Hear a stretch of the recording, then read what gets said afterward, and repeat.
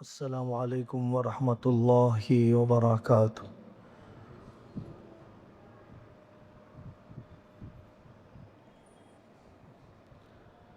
الحمد للہ الذی ہدانا لہذا وما كنا لنہتدی لولا ان ہدانا اللہ۔ اللہم صل علی محمد وعلی آل محمد وبارک وسلم، اما بعد۔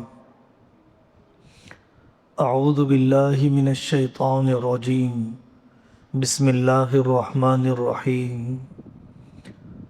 وَجَعَلْنَا مِنْهُمْ أَئِمَّةً يَهْدُونَ بِأَمْرِنَا لَمَّا صَبَرُوا وَكَانُوا بِآيَاتِنَا يُوقِنُونَ۔ صدق اللہ العظیم۔ وقال رسول اللہ صلی اللہ علیہ وسلم: اذا وسد الامر الى غیر اہلہ فانتظر الساعة، او کما قال رسول اللہ صلی اللہ علیہ وسلم۔ قیادت کے اصول کیا ہیں؟ تنظیمی زندگی، آرگنائزیشنز، کمیٹیاں، صدارت کے عہدے، شورا کی ذمہ داریاں کیسے نبھائی جاتی ہیں، پوری کی جاتی ہے۔ قرآن کریم کی ایک آیت میں نے پڑھی ہے، اور یہ آیت پورے موضوع کا خلاصہ ہے۔ وَجَعَلْنَا مِنْهُمْ أَئِمَّةً يَهْدُونَ بِأَمْرِنَا لَمَّا صَبَرُوا وَكَانُوا بِآيَاتِنَا يُوقِنُونَ۔ ہم نے اس قوم میں سے امام بنائے، پیشوائی دی، لیڈرشپ کا مقام دیا، جب دو چیزوں کو انہوں نے اپنایا، جب انہوں نے صبر کیا اور جب انہوں نے یقین کیا۔ اللہ کی ذات پر یقین، نبی پاک صلی اللہ علیہ وسلم کے طریقے پر یقین، اپنے مشن پر یقین، اور جتنے نبوی اعمال بتائے گئے اس پر یقین۔ تواضع سے بلندی ملے گی، معاف کرنے سے عزت ملے گی، چھوٹا بننے سے اللہ تعالی مقام دیں گے۔ یہ نبوی اقدار ہیں، اس پر یقین۔ خرچ کریں گے اضافہ ہوگا، صلح کرائیں گے اللہ کی محبت ملے گی، پسینہ سوکھنے سے پہلے مزدور کی مزدوری دی جائے گی، اپنے مالک کو راضی کریں گے تاکہ اللہ بھی راضی ہو جائے۔ نبوی اقدار پر یقین اور صبر، جلد بازی نہ ہو اپنے ساتھیوں کو بدلنے کی، جلد بازی نہ ہو بہت جلدی کام کو بالغ کرنے کی۔ لوگ اپنی شخصیت اور اپنے ساتھ والوں کی شخصیت کی تعمیر پر کم توجہ دے رہے ہیں، تشہیر اور مارکیٹنگ پر زیادہ توجہ دے رہے ہیں۔ زیادہ وقت چونکہ ہمارا میڈیا پر گزر رہا ہے تو ذہنوں پر اثر ہے تشہیری ویڈیوز کا، اپنی ذات کی تعمیر کے مقابلے میں۔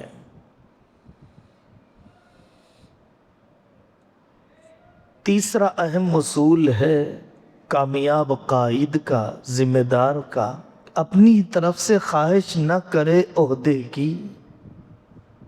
حضرت آقا صلی اللہ علیہ وسلم کی دسیوں حدیثیں ہیں کہ آپ نے اپنے قریبی ساتھیوں سے کہا کہ اگر تم بن مانگے تمہیں عہدہ دیا جائے گا تو اللہ کی مدد ہوگی۔ فکر ہونی چاہیے حقدار کو مل جائے۔ ادُّ الامانات الی اہلیہا۔ چوتھی بات ہے، جب ذمہ داری ڈالی گئی تو ذمہ داری کو سیکھیں۔ ناظم بن گئے، پرنسپل ہو گئے، مینیجر بن گئے، صدر ہو گئے، خاندان کے ذمہ دار کا مقام مل گیا، اب آدمی اپنا کام بھی سیکھے بغیر کوئی بھی کام کیا جائے گا تو اس کے جو نقصانات ہونے چاہیے وہی نقصانات ہوں گے۔ چوتھی بات ہے، دستور اور اصول مرتب ہوں، واضح ہوں اور اس کا احترام ہو۔ روایت شکنی نہیں ہونی چاہیے۔ جو کانسٹیٹیوشن بنایا گیا کسی تنظیم کا، ادارے کا، مکمل احترام ہونا چاہیے، اس کو نافذ کیا جانا چاہیے۔ لا قانونیت اور دستور کی بے احترامی کام کو بکھیر دیتی ہے، بے وزن کر دیتی ہے۔ پانچویں چیز ہے اراکین کمیٹی، ذمہ داران خاندان، اراکین مجلس انتظامی، ٹرسٹیان، ٹرسٹ ممبرز کو چاہیے کہ وقت دیں اور باہمی محبت کی فضا بنائیں۔ مصیبت یہی ہے، عام طور پر لوگ نام کے لیے عہدہ لیتے ہیں، پولیٹکس میں مقام نہیں بن سکا، دینی نام پر مقام بن جائے۔ وقت نہیں دیتے جس کے وہ ٹرسٹی اور رکن بنے ہیں۔ کام کو بھی وقت دینا ہوتا ہے، ٹرسٹیان اور اراکین کو ایک دوسرے کو بھی وقت دینا ہوتا ہے۔ ان کے اندر کھچاؤ تناؤ کی فضا ہے تو ماتحتوں میں بھی اکھاڑ پچھاڑ رہے گی۔ حضرت علی میاں ندوی رحمۃ اللہ علیہ فرماتے ہیں، تنظیموں اور جماعتوں کا ایک دوسرے سے نا واقف ہونا یا کم واقف ہونا ہلاکت کا ذریعہ بنتا ہے۔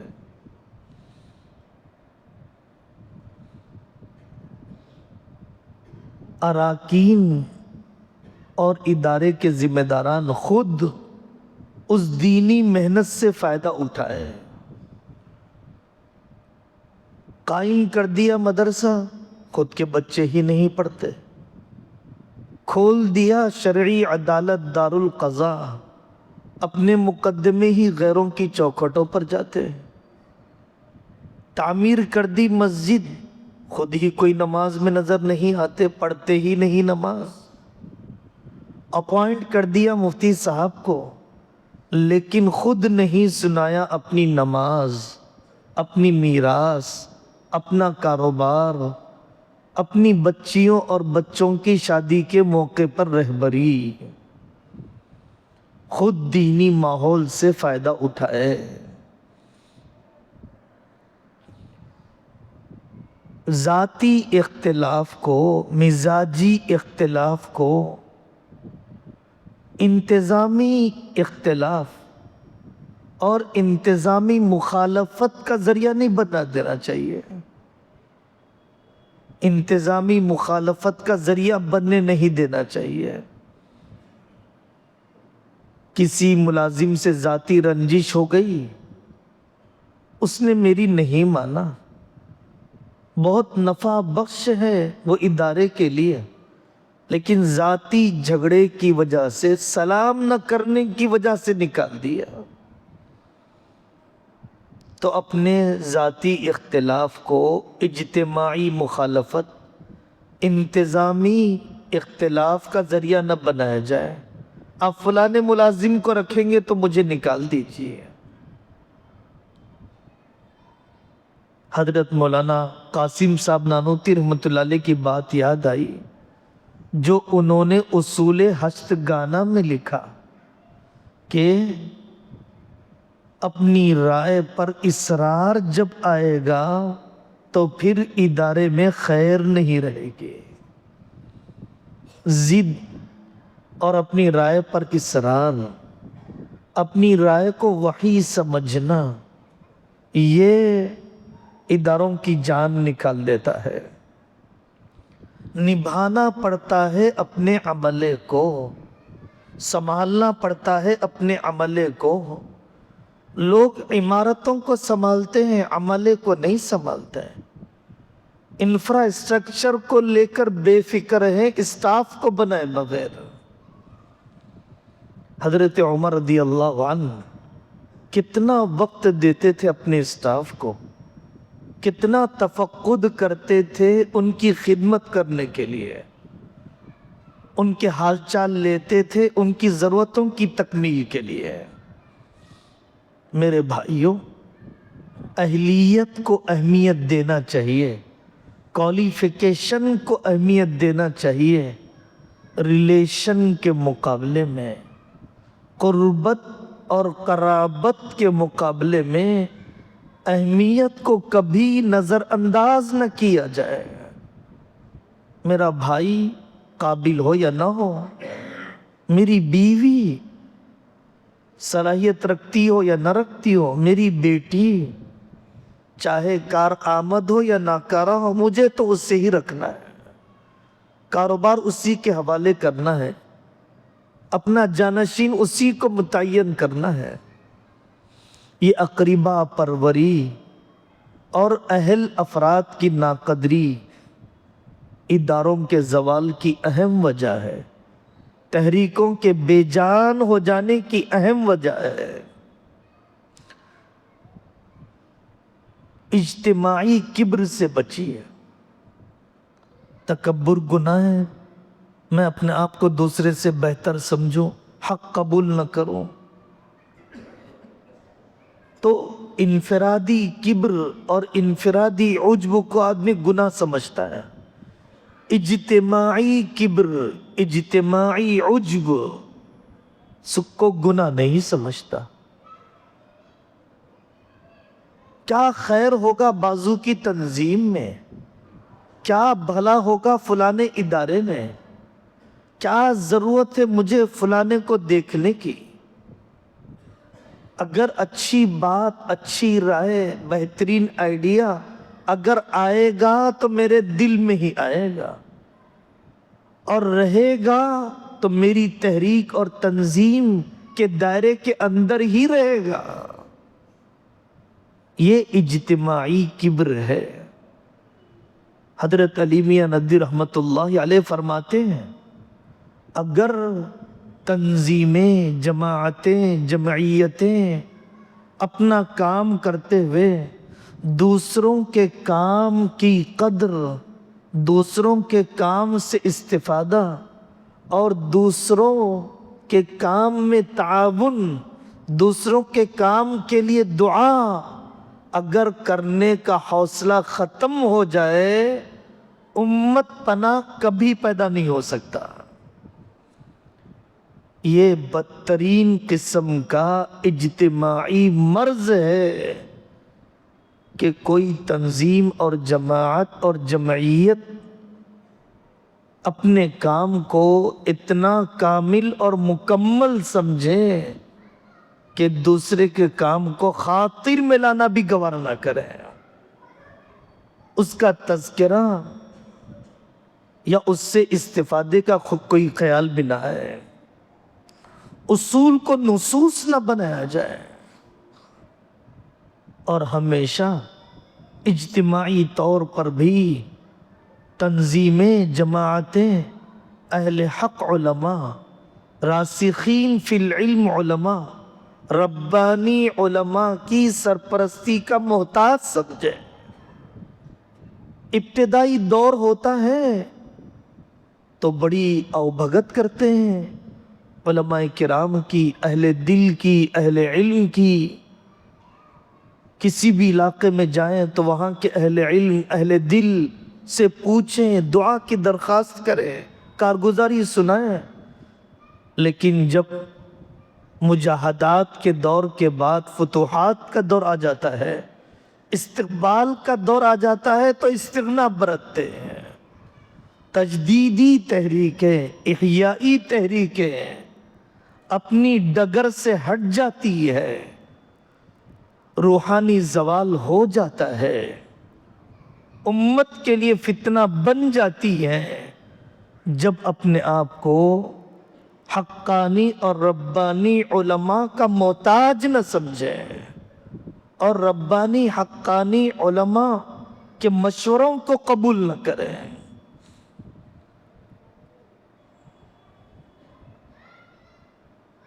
ہر مشن میں چاہیے کہ آدمی اپنا نائب تیار کرے۔ باپ ایک کمپنی چلاتا ہے، اپنی اولاد، اپنے بھائیوں کو تیار کرے۔